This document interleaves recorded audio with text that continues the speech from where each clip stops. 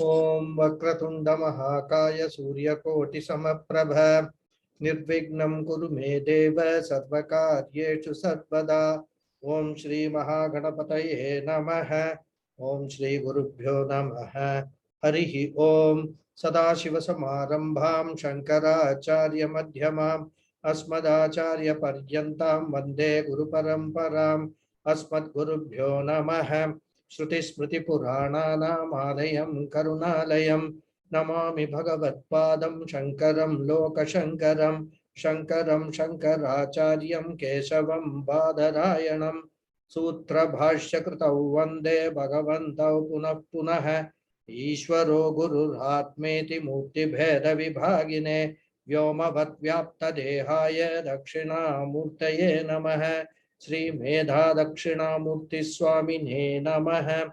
Om Sahana Vavatu Sahana Bhunaktu Sahaviryam Karavavahai Tejasvinavadhitamastu ma vidvishavahai. Om Shanti Shanti Shanti. Satchidananda Rupaya Krishnaya Krishnakarine Namo Vedanta Vedyaya Gurave Buddhi Sakshine Krishna Dvaipayanam Vyasam Sarva Lokahite Ratam Vedabja Bhaskaram Vande Shamadhi Nilayam Munim Sahasramurte Purushottamasya Sahasra Netranana Padhabaho Sahasranamam Stavanam Prashastam Niruchyate Janma Jaradi Shantyai. Namaste once again to all of you. So, Yudhishthira asked one question to Bhishma ji, Kimekam Daivatam Loke. For that, Bhishma ji is answering. And the last sloka we saw was describing that Devata, that Ekam Devata. Pavitranam Pavitram Yo Mangalanam Cha Mangalam Daivadam Devadanam Cha Bhutanam Yo Avyayaf Vita. That is the sloka. We finished the meaning of that sloka. And then Adi Shankara picks up that word Ekam Daivata. Ekam word he picks up. To establish that there is only one Devata, all the scriptures talk about. There is only one Ishvara. That is the foundation of actually Advaita. And that is what is the message of all the entire Vedic literature. That the God, Ishvara, Lord, whatever name you call, is only one. But as we have already seen, Pujya Swamiji says it is wrong to even say that there is only one God. What we should say is there is only God, because everything is his creation. And the cause inheres the effect. So if you take the creation as the effect, the cause is Ishvara. And Ishvara inheres, is inherent in this entire creation. So there is only Ishvara. Whatever we see, whatever we experience is only Ishvara, God we experience. And that Adi Shankara wants to establish through the scriptures, through the various quotations and all from the various sources. So last week we saw Eko Devah Sarva Bhuteshu Gudaha Sarva Vyapi Sarva Bhutantaratma Karma Dhyakshaha Sarva Bhutadhivasaha Sakshi Cheta Kevalo Nirgunascha. These were the two mantras he had quoted from Shweta Ashwatthara Upanishad. So this was the first mantra.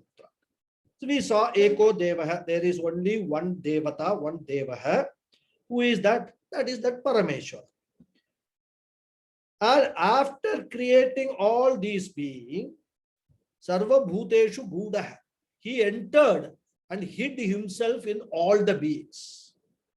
These are all very poetic way of expression, Sarva Bhuteshu Gudaha. And now, the moment you say hidden in a particular place, it may give an idea that there is actually Parameshwara is in some located in some place. And this is what is all other philosophies think, that God is located at some place. They call it whatever it is, heaven or Vaikunta or Kailasha and all that. Jannat. All these words are used by all philosophies, that God is located somewhere. And not only that, for all of them, that God is a He. For only in Advaita Vedanta, we refer to Brahman as a neutral gender. In all other philosophies, the God is referred to as a masculine gender. When we say Brahman, it is neutral gender, neither female nor male. That is what is the speciality of our Advaita Siddhanta. We are gender neutral. Okay. So, Sarva Bhuta, he hides himself in all the living beings, in all the beings, in fact. And he is the inner essence, the Atma of all the beings. So that means what? He transcends all the beings. Okay. And he is Karma Dhyaksha, the one who presided over the laws of karma, who presides over the law of karma. Whatever karma we do, whether it is going to give a punya or a papa, result in punya or papa, and punya, papa in turn will result in either pleasant experiences or unhappy experiences. All that needs to be administered from a totality point of view. And according to the Vedas, it is Ishvara, Parameshwara who administers this. He is the boss, Karma Dhyaksha, Adhyaksha of all this law of karma. He is that. Okay. And then it says that in reality, he is Sakshi, Cheta, Kevalaha. Right. So, Cheta Kevala means, Cheta basically means consciousness, is only pure consciousness in reality. All these things are said, from the point of view of making her understand or come to that reality what God is. Because formless can be understood only by first imagining a form and then negating that form to understand what is formless. Otherwise, formless means what? We don't know anything. Space is formless. But in order to understand space, we need a form around it. Then we can say that inside that form is a space which is formless. So only through a form we can understand a formless. Otherwise, formlessness cannot, our intellect cannot visualize formlessness. In fact, Chidambaram, this temple is there, Nataraja temple. There the presiding deity is Akasha, one of the Panchabhutas. Formless. It's just a place. You go there, that is the temple. I have not been there. I have just heard this. So it's all hearsay. So people have told me it is like that. So this is what it is. So he is non-dual Chaitanya, Kevala Chit, right? And he is Nirguna, free from all attributes, that Parameshwara. Because the moment he gets any guna, any attribute, he will become Dvaitam. Because then one guna will have to be differentiated from another guna. Isn't it? Or non-guna from guna has to be differentiated. The moment you start that differentiator, Dvaitam will come in. Duality will come in. So that is why we say he is Nirguna. And this is the Swarupa of Parameshwara. Then there is a next mantra, he says, Yo Brahmanam Vidadhati Purvam, Yo Vai Vedanscha Prahinoti Tasmai, Tagumha Devam Atma Buddhi Prakasham, Mumukshur Vai Sharanamaham Prabhadye. So here, what he is saying, This Parameshwara is the one who created even Brahmaji, who is the creator of this entire Prapancha. And he gave him the Vedas.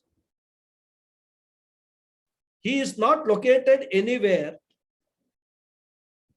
but he is a Deva who is obtaining in the Atma, in the inner being of all beings for recognition. Atma Buddhi Prakasha. That's what he says, right? Seated in our Buddhi means not physically seated. He is available for recognition in our intellect. Means what? When we obtain this knowledge of who that Parameshwara is, or what that Parameshwara is, I should not say who also, because it is formless. So we don't know whether he, she, or who, or what that Parameshwara is. It's a principle.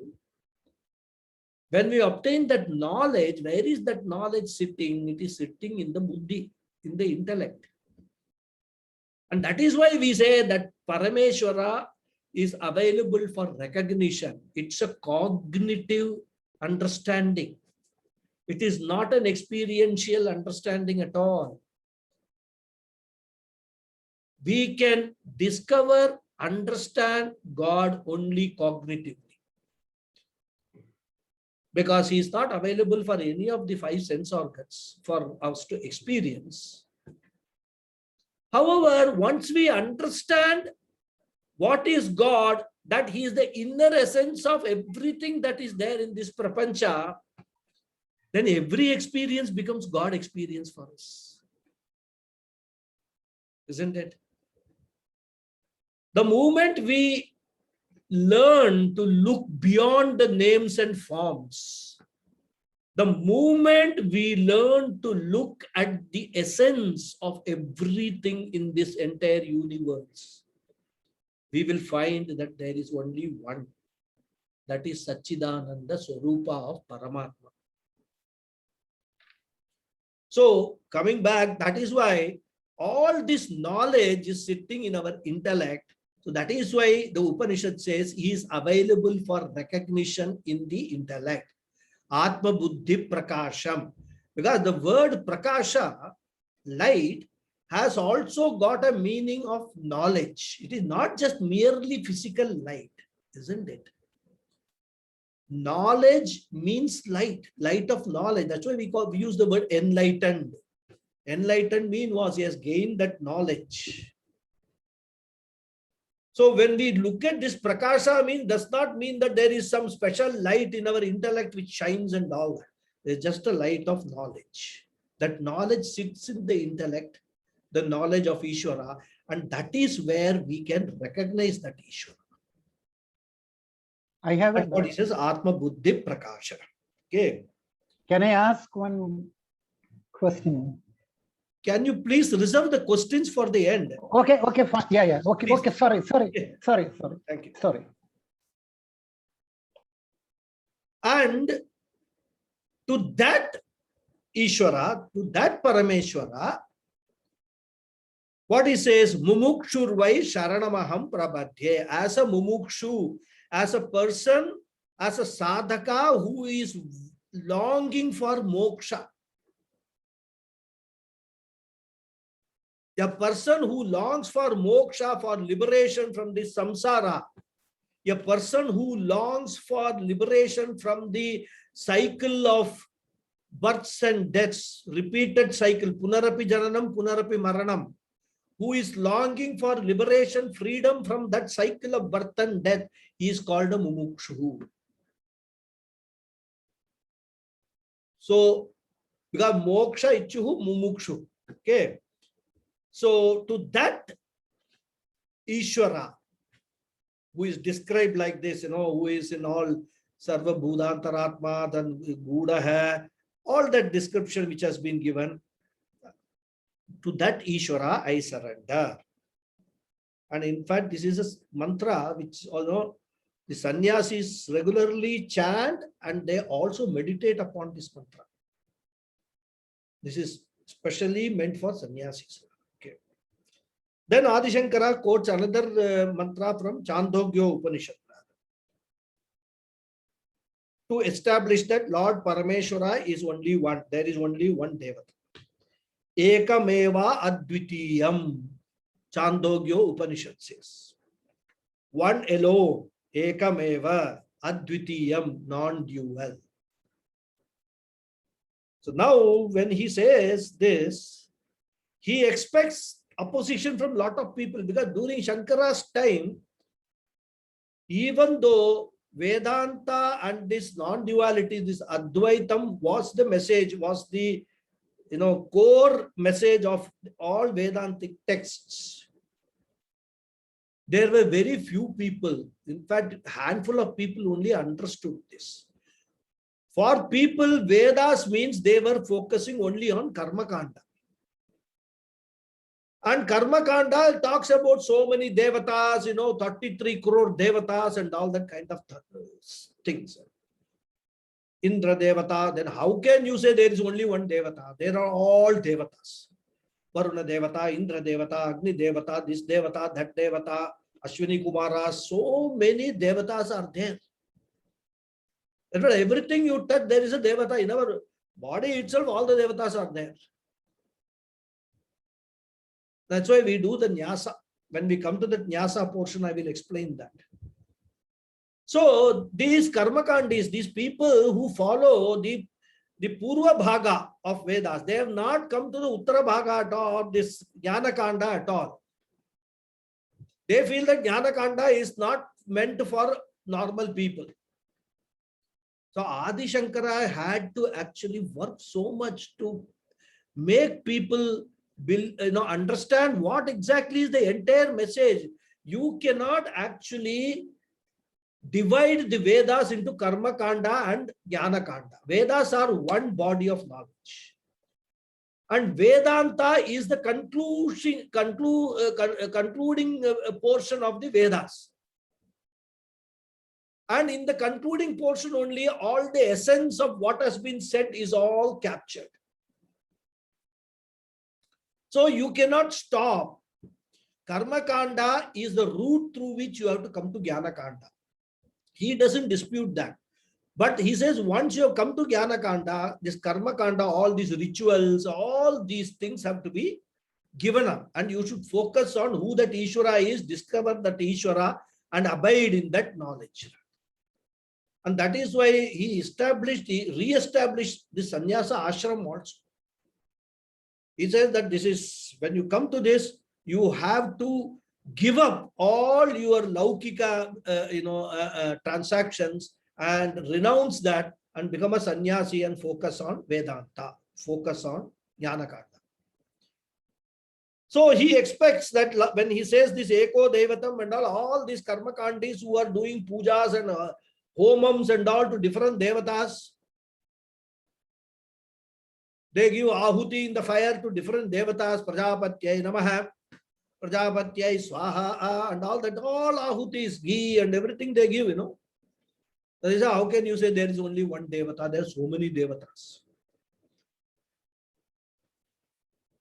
Then because of that, he goes into a detailed exposition of the various Veda and Upanishad mantras. Even Veda mantra, he says, your own Veda mantras, what you are relying on, say this only. And he quotes all of them. Okay.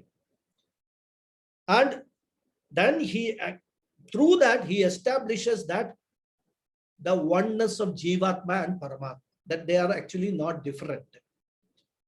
When you are doing all this homam and all that, what you have to understand is that from a transactional point of view, from a worldly point of view, that may be okay, but in reality, that is all just superimpositions, that's all.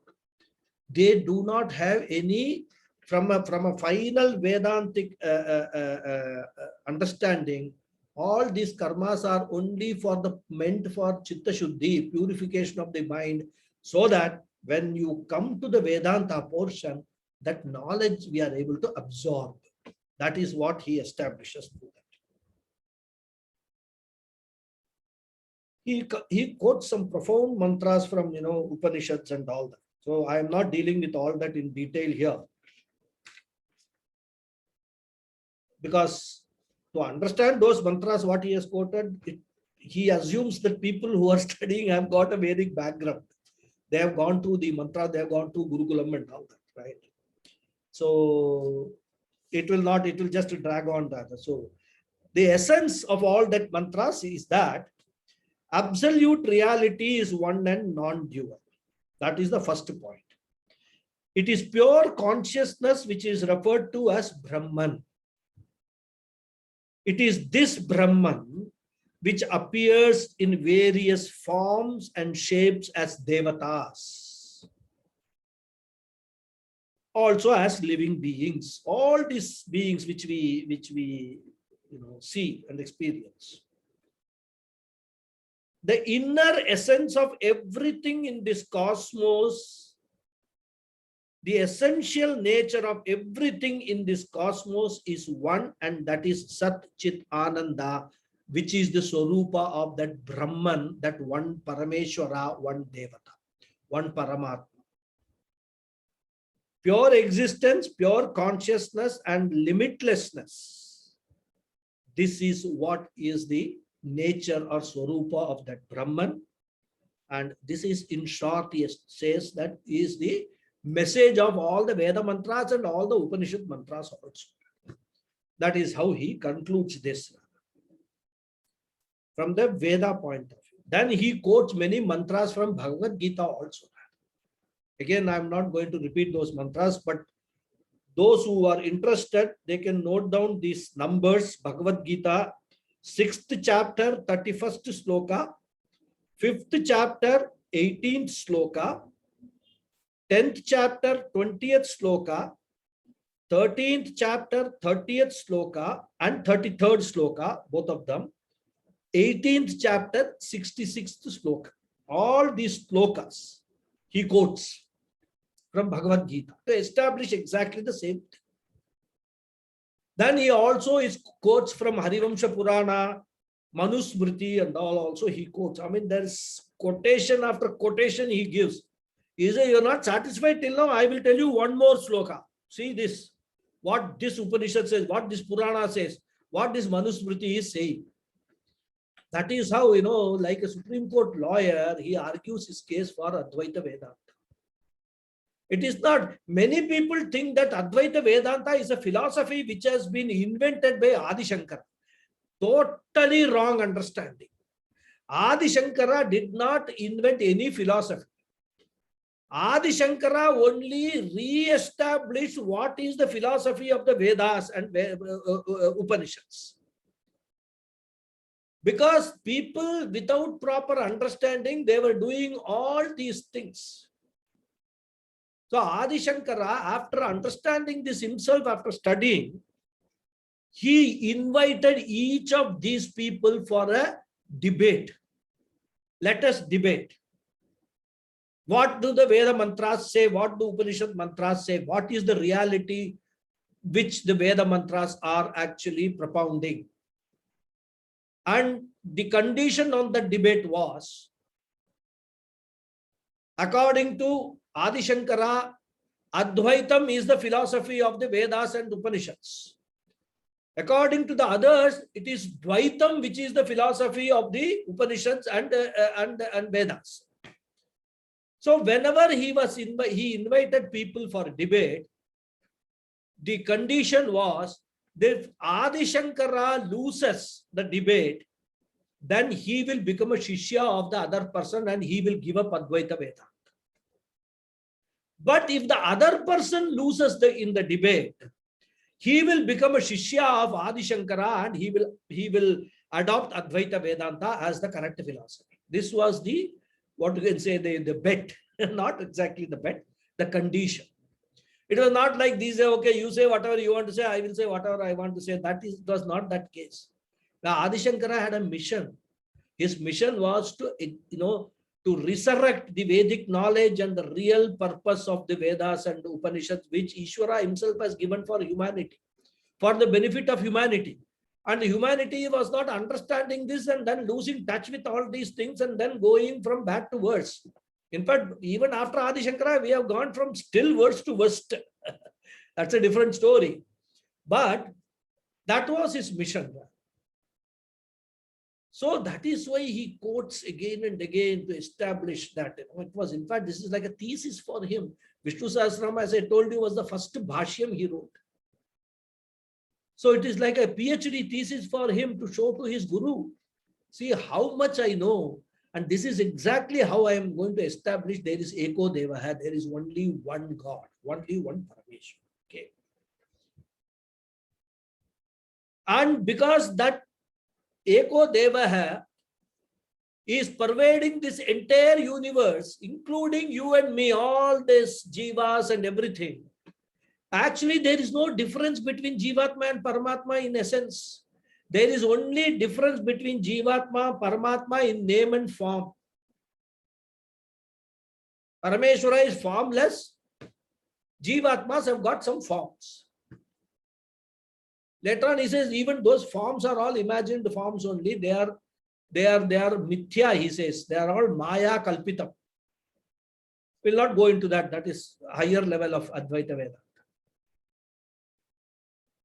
So, that is the only difference. If you actually negate that difference of forms and names, in essence, there is Jivatma, Paramatma is only one. There is only one. There is nothing called Jivatma, Paramatma separately, right? So then people say that why do Puranas talk about Parameshwara, no sorry, Shiva, Vishnu, Brahma and all that? This question may rise. For that also Adi Shankara quotes from Puranas. He says even Puranas are saying that all these differences are no, there is no difference. God is only one. You see the Puranas, I will quote from the Puranas. Because many of us, the problem with us been for centuries together, not only for us, we don't read anything. We form certain opinions in our mind. Somebody must have said something, some half knowledge somebody has got. We must have read some synopsis of something somewhere, and then we form our own ideas of that. And with all that, we come to our own conclusion and we start firmly believing in that conclusion, without even attempting to study what is exactly the source, from an authentic source. To what exactly it is saying. Many people even forget Vedas, even Laukika, this is what happens. We read some WhatsApp messages, Facebook messages and all, and we form an opinion. And that opinion we try to profess to everybody. If we see something in a Facebook, we never even care. I don't say, when I say we, I must not generalize. There are people who are very careful. We don't even care, many of us don't care to even verify that information is fact or not a fact. But we will immediately forward it to hundreds of our contacts. And that is how rumors actually go around and all damages get done. Okay. So what he says that even Puranas, my dear sirs, are talking only about Advaita. From Vishnu Purana, he quotes one sloka. Srishti Stiti Antakaranim Brahma Vishnu Shivatmikam Sasagnyam Yati Bhagavan Eka Eva Janardana. This is Vishnu Purana. He says, see here, Vishnu Purana is Eka Eva Janardana. There is only one Parameshwara, one Janardana, whatever name you can call him. It is that Lord, one Janardana alone, who assumes different forms as Brahma, Vishnu, Shiva, etc. Depending upon the functions of Srishti, Sthiti or Laya. Samhara. He says Samhara. Antakarani. That is the end. The final resolution. So creation, sustenance and resolution. For these purposes, explaining these purposes, we give different names. Okay, Brahma is Srishtikarta. Shiva, Vishnu is Sthiti Karta. And Shiva, Rudra is Pralayam, that is Vinashakarta. Like that we say. But if you look at this actual, the reality of Shiva, Vishnu and Brahma, it is pure consciousness only. It is Janardana hai. It does not mean this Janardana here, it does not mean another name of Vishnu. There is no harm in calling Vishnu Janardana hai, because Vishnu also means the same thing. Vyapi, all pervading. Janardana also means consciousness, which is all pervading. It's all, if you understand Sanskrit in a fairly advanced level, you can understand the meaning of all these words. Another tragedy, we have all lost touch with Sanskrit also. So Janardana means immediately a name and form comes in our mind and see, oh, that is Vishnu. Janardana. He is also called Janardana. Achyuta, Keshava, all this name we give to Vishnu. But all our names and different forms may be there, but the essence, the reality, absolute reality is only one. And this is he's quoting from Puranas, because people quote Puranas to say that Puranas talk about Vishnu, Shiva and all. The Purana is saying Vishnu, Shiva and all is nothing but only one Devata. They all represent one Devata only. All these names represent one principle, that is pure consciousness. And of course, all these names, they are all there, names and form, because of Maya. Then another sloka from Vishnu Purana he quotes. Sakala midamaham cha Vasudevaha Paramapuman Parameshwara sa ekaha iti matirachala bhavantyante hridayagate vraja tan vihaya durat. This is actually a sloka where Yamaraja is actually telling his dutas. Vrajatan vihaya durat means leave them at a distance and go away. Leave whom? Those whose mati means the mind, the intellect, the buddhi, has achala nishta. Achala nishta means abiding commitment, unshaking commitment. In what? In Ananta, the limitless Lord, who is Hridaya Gata. Hridaya Gata means who is obtaining in the buddhi. How? Sakalam idam aham. All this is me only, me alone. Sakalamidam Paramapuman Vasudevaha. All this is that supreme Lord, that supreme person, Vasudeva. Puman means person, Vasudeva. Sa Parameshwaraha Ekaha. That Lord, that Parameshwara is one. This is Yamaraja telling his dutas. So a person who has understood that Parameshwara is one, and he abides in that understanding with a very firm commitment, don't go near him. He is not our customer. He is telling his dutas. Because that person, when the body dies, body falls away, he will not die. Because he has no rebirth, because he is a jnani. So Yamadutas take away the Jivatma for it to be put into another body. So if that is not to be done, because this jnani has become Mukta Purusha, he has already been liberated, then don't go near him. We have no use. Where will we keep that Atma? That is Atma is Parameshwara only. He knows he is Parameshwara. He knows he is Brahman. So they all know that there is one Supreme Purusha. All those people, and they themselves are not separate from that Supreme Purusha. So Yama does not touch them. Then there is one more. In fact, he goes on quoting, because here, this is very important for us, I felt, because Puja Swamiji also deals with it in some detail, because we are all 99% having only Dvaita Buddhi. Whenever we go to temple and all that, is a Lakshmi temple, Shiva temple, this temple, this temple. Pradosham, we should go to Shiva temple. If it is Ekadashi, we should go to Vishnu temple. This is what we do, isn't it? If it is a Friday, go to Devi temple. Tuesday, Friday, Devi temple. Because the Dvaita Buddhi, duality is so much entrenched in our mind that it is extremely difficult to understand or appreciate that whole world there is only one God.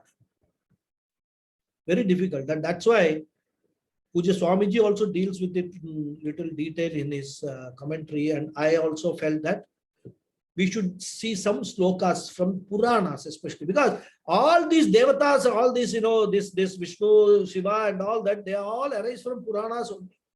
They are all characters available in the Purana stories. So we need to actually understand that even these Purana stories also, what they themselves say, they said that the Devata is only one.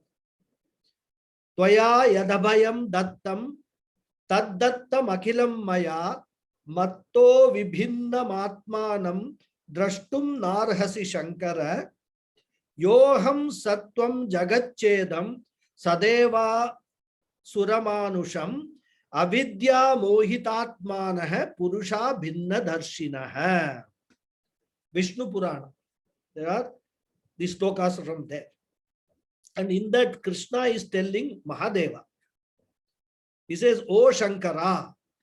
He says, Shankara is there, no? That is a Sambodhana, addressing Shankara. "O Shankara, you are abhinna. You are not different, not separate from me." Who Krishna is telling Shiva. Okay. You are not not separate from me, different from me. Whatever abhaya is given by you is the same abhaya given by me also. The truth that I am, that alone you, this Jagat, these Devas, these Asuras, all these men, they are all the same truth. The truth which I am, everything else is the same truth. Those who are avidya mohitam atmana.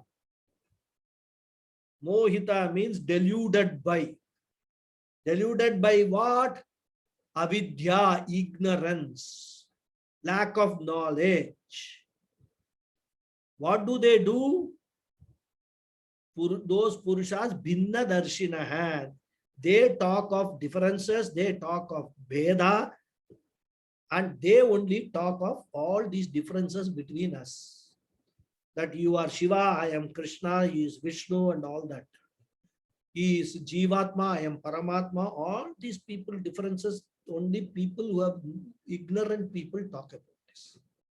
Avidya mohita atmana.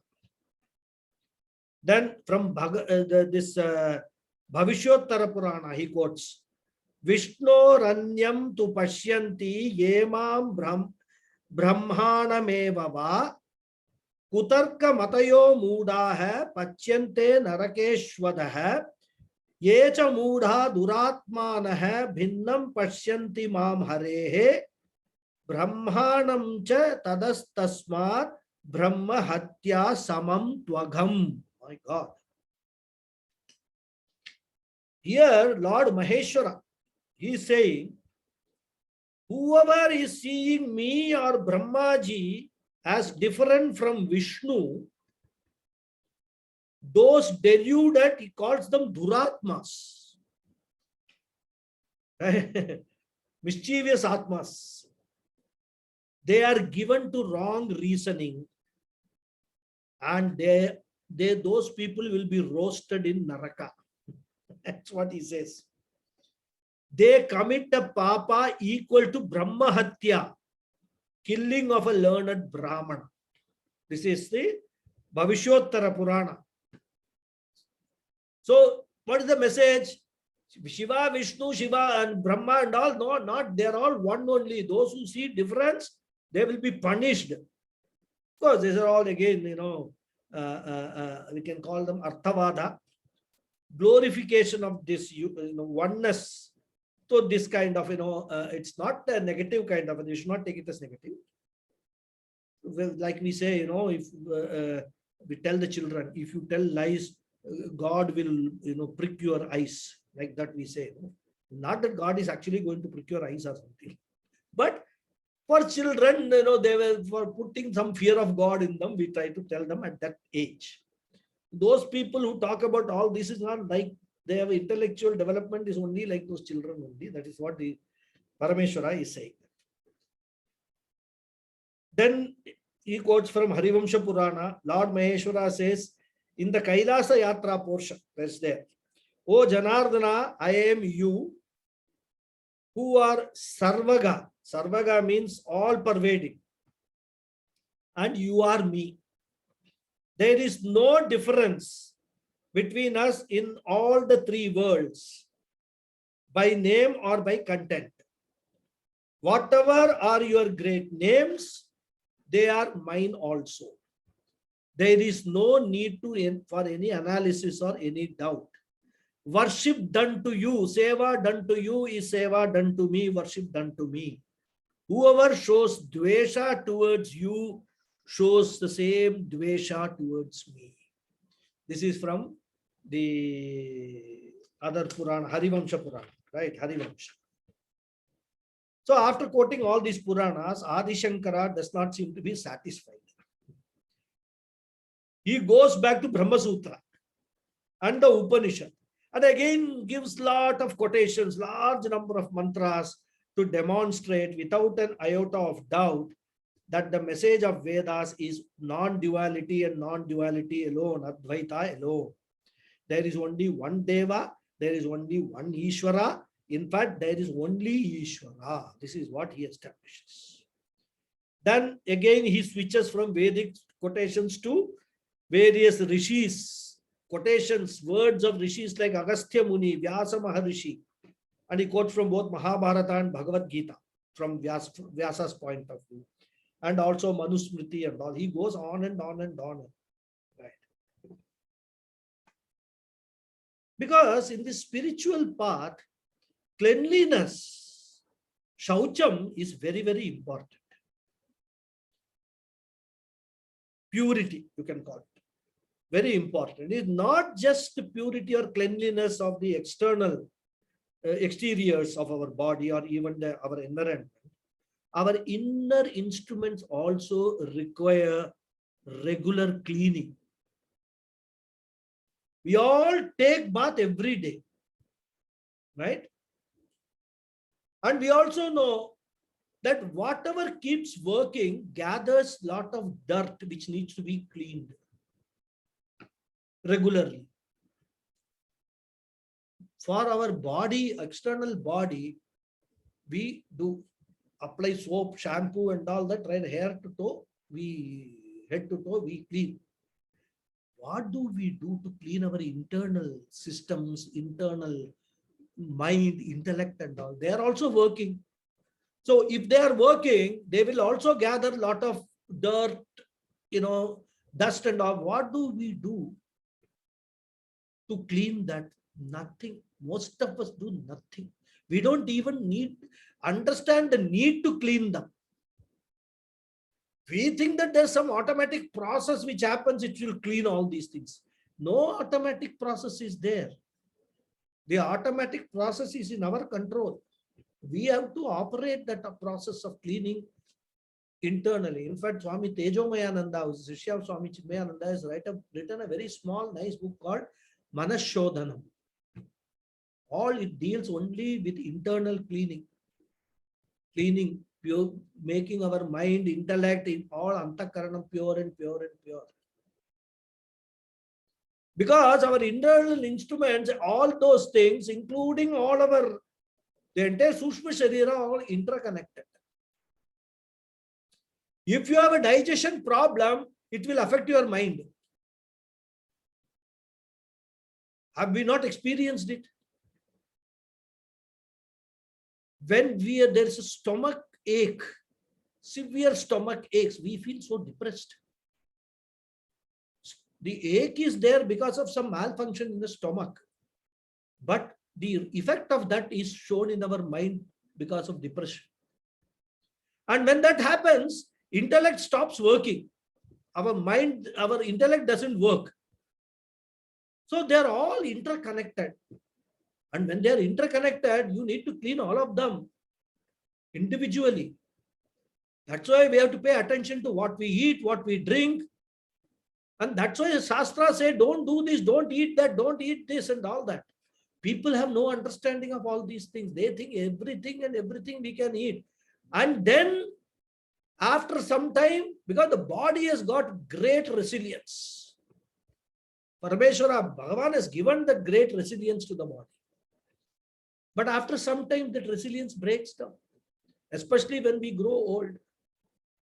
And when we develop all sorts of diseases. And then we wonder why this disease came to me. I did not do anything at all. I have been living my life as everybody else only. The point is, everybody else will reach the same stage. It's only a question of timing difference. If you go to the senior citizens' homes, you can see that. Experience that. Almost everybody there is like an airport lounge, waiting to board the flight. Who will board the flight when is a question mark. But everybody, some ailment or other ailment is there. That does not mean that if you follow 100% Vedic lifestyle, you will not die. That does not mean that. But as long as you live, you will live a healthy life. Because your last breath is already determined. So that time this body will fall. But till that time, you will lead a healthy life with peace of mind, clear thinking, without getting into any of these diseases. And why these diseases are happening? Because of all this only, our whole life, 60 years, 70 years, we just misuse all our internal organs, totally misuse them. And then we wonder why this is happening. Anyhow, so as I was saying, in the spiritual path, it becomes very important to keep both the external body and the internal body clean. Okay. And we cannot move an inch in the spiritual path if our internal, our antakaranam is not pure, is not clean. So we have to take an internal bath every day. And what is that nature of that bath? We can't pour water inside and clean our intellect and brain and all that, isn't it? What is that? Therefore, the scriptures say, doing japa, chanting the name of the Lord, repeating his name, is the only way to clean our antakaranam, manam, buddhi, chitta and ahankara. And that is what Adi Shankara wants to highlight now. He says, Sahasranama japasya anurupam manasam snanam uchyate. These are the words of Adi Shankara. So after going through a profound discussion on all the sources, the Acharya ends his bhashyam of this particular mantra, the Pavitranam Pavitram Yog sloka, with quotations from Mahabharata, Manusmriti and Bhagavad Gita, all these three. And Padma Purana also he quotes. And he points out that the purpose of doing this Sahasranama Japa is to give a bath to our mind, to cleanse our mind. Manasa Snanam, he says, to purify our mind. There is also a sloka from Garuda Purana which he quotes, Jnana Hride Dhyana Jale Ragha Dvesha Malapahe Nasnati Manase Tirte Sayati Paramam Gatim. Yasnati Manase Tirte Sayati Paramam Gatim. For Shuddhi, for purification, we take a bath, we go on a pilgrimage, we take a holy dip in the Ganga, and all other tirthas for inner purification. You go to Mansarovar. In fact, that is considered to be very holy. Once going to Mansarovar and taking a bath there. But without any travel, without doing any pilgrimage, undertaking all the travails of travel, we can take a Manasa Snana in the lake of our mind. The Atma which obtains in our mind, in our buddhi, is actually a Manasa Tirtha. It is a Tirtha Sthanam. It is in that Atma that the Devas, the Vedas and others, Smritis, Puranas, attain total oneness and purity.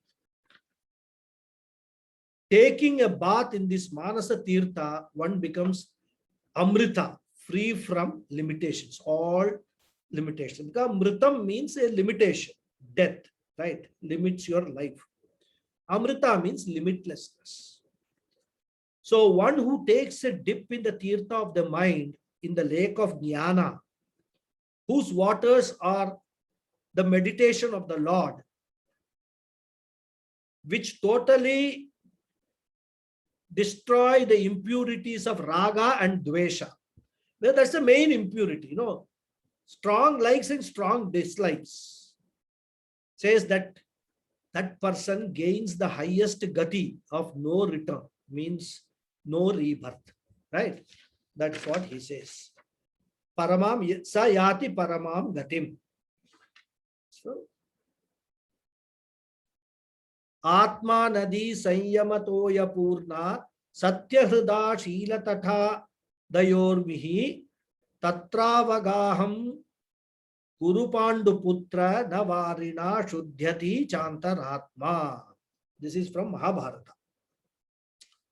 One's own Atma is the Nadi, the river, which is filled with water of controlled living, fed by the lake of truthfulness, with the life of Dharma as its banks, the life of Dharma as its banks, and compassion for its waves. O son of Pandu, O Pandu Putra, take a dip there, because the mind is not purified by water. This is what this Mahabharata mantra says, sloka says. Thus, Vishnu Chintana, remembering the name of the Lord, is the Manasa Snana. We have to do every day. That is why Adi Shankara says, you have to do Vishnu Sahasranamam Parayanam every day. Geyam, Gita, Nama Sahasram. Two things he advises. Every day you must chant the Gita, you must do Vishnu Sahasranamam Parayanam every day. For what? For purification only, for this, for taking the dip in that Manasa Tirtha, right? And that is why that purity is so important, that whenever we do any puja or any karma, rather, especially when we do, any pitri karmas, like Amavasa, Tarpanam and all that, purity is very much required there. Shraddha and purity is very much required for that. For pitri karyams. For deva karyams, still you can compromise little bit on this. But Pitru Karyam, you should not compromise. That's why we say this mantra. What is that? Om. We start with Om. Apavitraha pavitro va sarvavastan gatopi va yasmaretu pundari raksham sabahya antaraha suchihi. Sabahya antaraha suchihi. Apavitraha pavitro va. Whether one has cleaned oneself properly or not. Sarva avastan gataha apiva. Even if one has seen or uttered or done things which have got some impurity, some dosha. Yasmaret pundarikaksham. By just remembering the name of that Pundarikaksha, that Lord, that Narayana, that Vishnu, that Parameshwara, remembering that name, that lotus-eyed, Pundarikaksham literally means lotus-eyed one. Sab bahyantara, bahya antara shuchihi bhavati. He becomes purified, clean from both internally and externally. That is why we chant that mantra whenever we start any of the, especially Pitrakarmas. Those who do Amavasya Tarpanam and all that regularly will know this. Apavitra pavitro va sarvavastan gatopi va yasmaret pundariyaksham sabahya abhyantara shuchihi manasam machikam papam karmanam samuparjidam. The mantra goes, there's more to that mantra, but I just thought that I will highlight this particular aspect because the whole Vishnu Sahasranama for us is a medium for giving us purity of the mind. Chitta Shuddhi. And that is if we actually chant Vishnu Sahasranama, do the Vishnu Sahasranama Parayanam with that understanding that I am doing this Vishnu Sahasranama for not any other purpose. Oh Lord, oh Paramatma, oh Karmadhyaksha, whatever I have to get in my life, you will ensure that I get it, because that is my karma phala.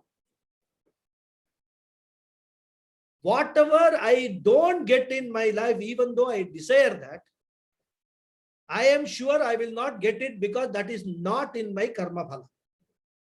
So I don't need to pray to you for anything.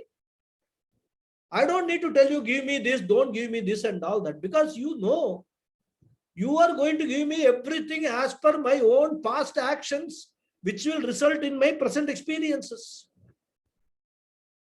But then still I want to pray to you for what? To purify my mind. So that with the purified mind, when I travel further in my life, I will get into this train called spiritual train. And that train is like Rajdhani Express. With a purified mind, it will take me in high speed corridor. And eventually, it will take me to moksha. And only for that purpose, hey Bhagavan, I am doing all this Vishnu Sahasranamam chanting. Chitta Shuddhyartham. You do this, it will 100% give you the effect. It will purify your mind. And purification means what? Raga Dvesha Nivrityartham. All these strong, what is that? Desires, binding desires, obsessions, addictions, hatred.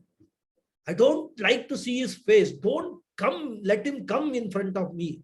All these kinds of malam, all these impurities which are there in our mind, will all be removed if you do chanting of Vishnu Sahasranama regularly with this understanding. So therefore, we have to understand that Yudhishthira asked Kimekam Daivatam Loke, which is that one God, one Devata in this world. And Bhishmaji's answer was Pavitrana, Yaha Pavitranam Pavitram, Yaha Mangalanam cha Mangalam, Yaha Daivadanam cha Daivatam, Yaha Sarva Bhutanam Abhyayah Pita, Sa Eva Loke Ekam Daivatam. That is how the whole this Bhashyam, which I think 2 or 3 classes we have taken, we have to understand. And all that Yaha, wherever you say, Pavitranam Pavitram Yo, Yo means Yaha actually, right? Which is a Sandhi is there, happens. So Yaha becomes Yo. Pavitranam Pavitram Yo Mangalanam cha Mangalam. So Daivatam Daivadanam cha Yo Abhyah Pita. That Yo, which is Yaha, which is occurring, refers to pure consciousness. And which is given different names as Narayana, Vasudeva, Janardana, Maheshwara. All these names are given, and that consciousness is available for recognition in the Hridaya Pundarikaksham, Hridaya Pundarikam, in the lotus-shaped heart of all beings. So we will stop here today, and then we will go to the next sloka.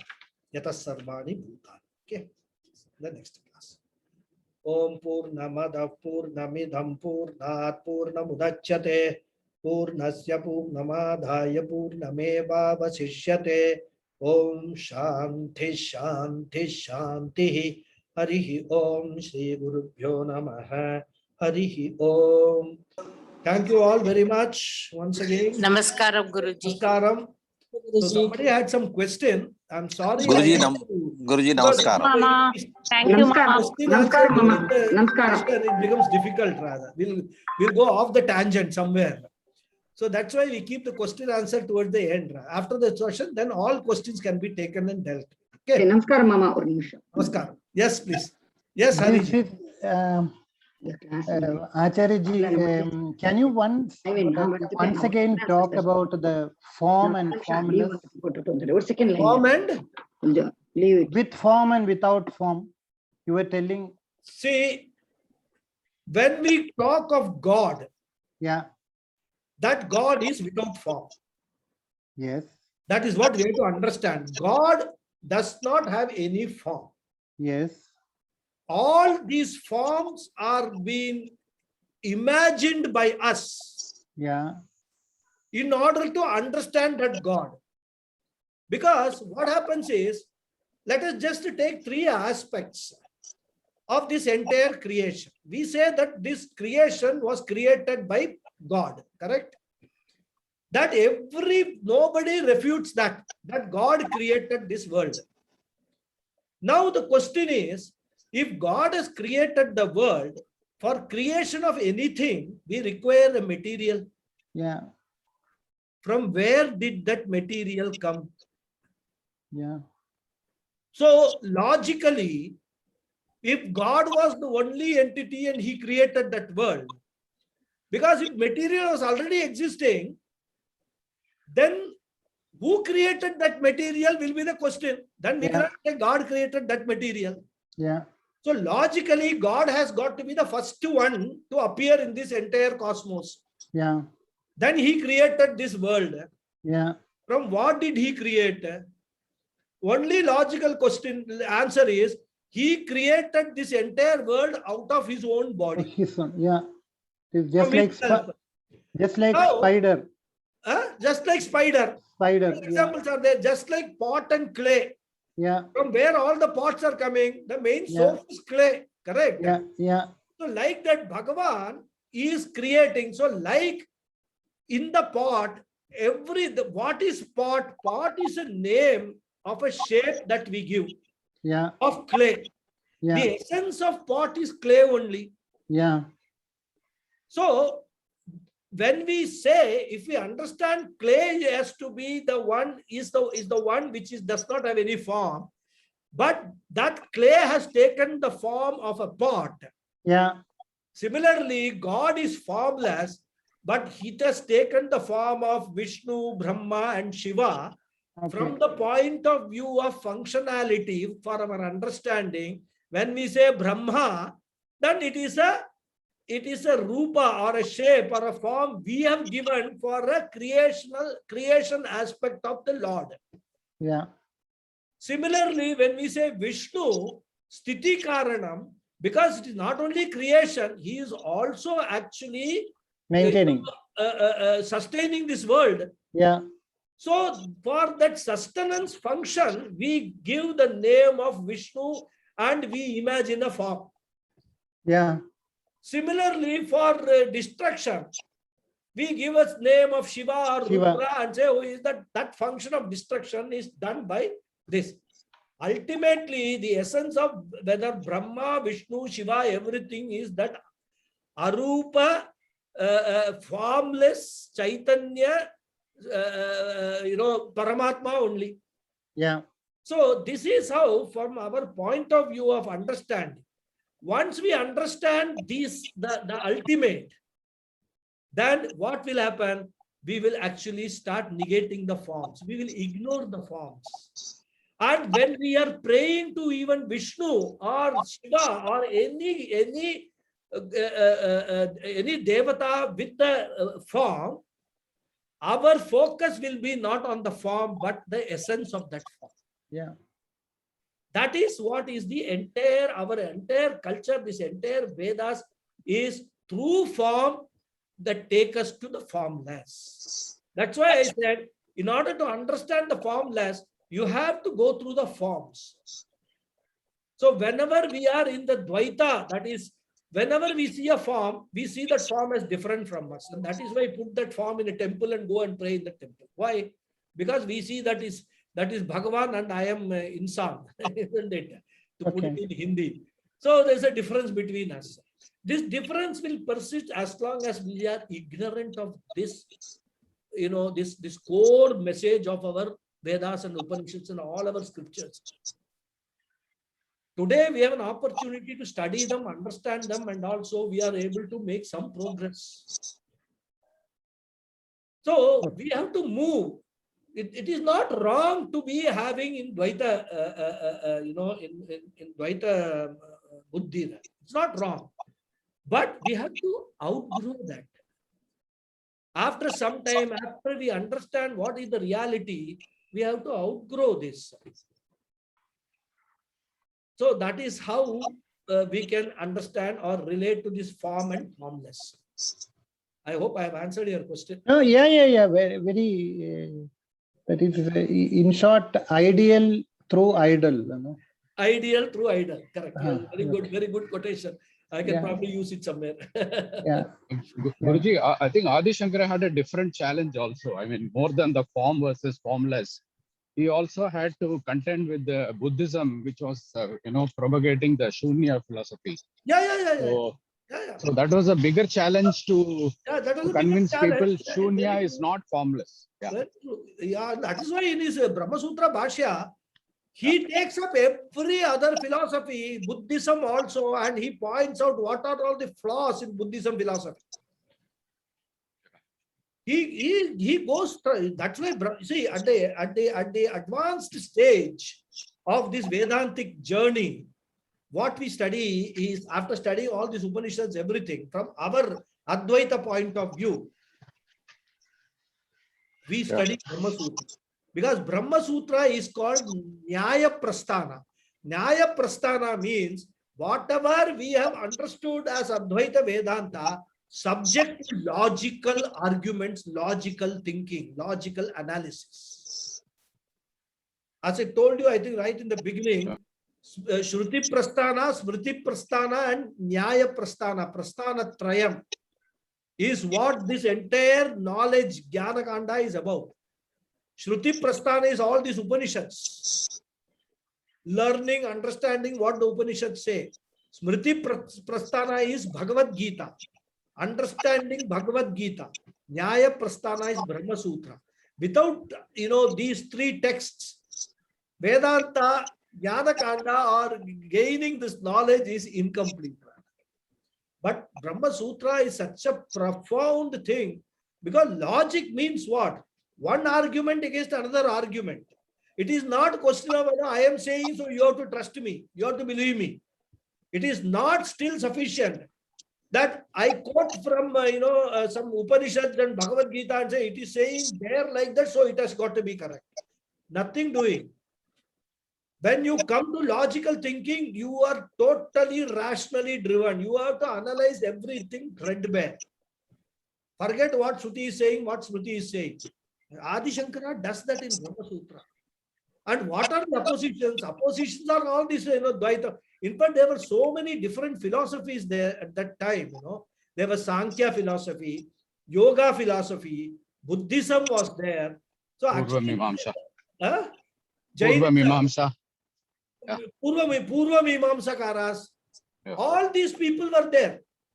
So he actually picks up each one of their philosophies, deals with them in the light of Advaita Siddhanta, and then dismisses all of them logically. That this is what is the the weakness in your philosophy. This is the weakness in your philosophy. You guys are contradicting yourself. At one place you say one thing, and something else comes up, you say the opposite. You're all like Congress party fellows. That's what he says. Of course, he doesn't say Congress party. But that's what happens. Whatever they did, now today they are opposing everything, isn't it? So that is exactly what Adi Shankara does in Brahma Sutra Bhashya. And such a profound thing. Just to study Brahma Sutra itself, many sannyasis, they take a break, go to some, very, very learned guru, spend 3 years, 4 years with him and learn the whole Brahma Sutra. Pujya Swamiji has done that. He went to a guru in Hyderabad, in Andhra Pradesh, spent 3 years with him and learned the whole Brahma Sutra. Otherwise, Brahma Sutra you cannot learn, because thinking, every logical argument, you have to apply your mind and it has to go in. You have to accept logically that argument. How much effort it takes. So all these things are, it's a very vast ocean, rather, this entire Vedanta. So we have to continue our journey, spiritual journey. We have started off well, so let us. Thank you. Thank you. Hari Om. Thank you. No more questions, so we can close the show. Thank you. Thank you. Thank you very much. Hari Om. Thank you, Guruji. Hari Om. Hari Om. See you next Sunday. Hari Om. Hari Om. Hari Om Guruji. Dhanyawadaha. Dhanyawadaha.